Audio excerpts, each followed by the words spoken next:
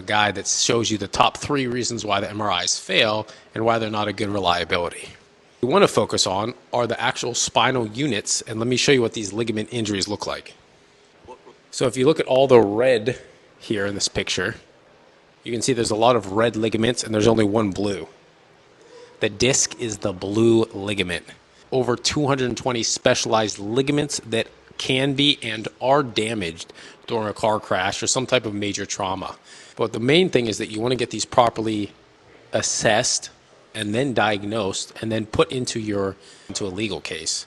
You also don't want to miss these injuries, because then you end up seeing me 10, 20 years later with injuries so severe that they might only require surgery and you might not be able to get rid of these symptoms. Just to reiterate, the places that these injuries are not picked up, you're not going to get this done in the hospital properly or the emergency room. Most likely the doctors aren't trained to pick up these injuries or even understand what they are as well.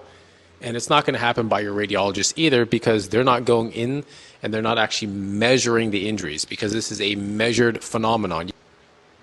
Whenever you do have these injuries, they may qualify for surgical fusion guidelines or guidelines like the AMA, the American Medical Association. Another key thing to note is that if you do have these ligament laxities or this ligament instability, it makes the disc herniation worse.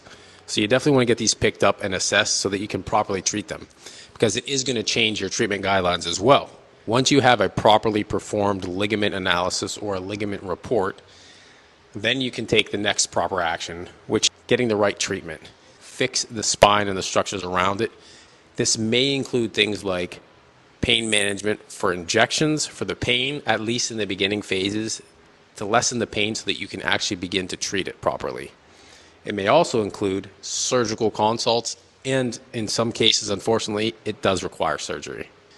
The other key thing to note is that as you're going through care and you're progressing and you feel like your symptoms are getting better, you are improving. And just because you have a flare-up doesn't mean that the injuries started all over again. It's just part of the healing process with these types of injuries. So you want to be mindful of that too, which your doctor should discuss with you.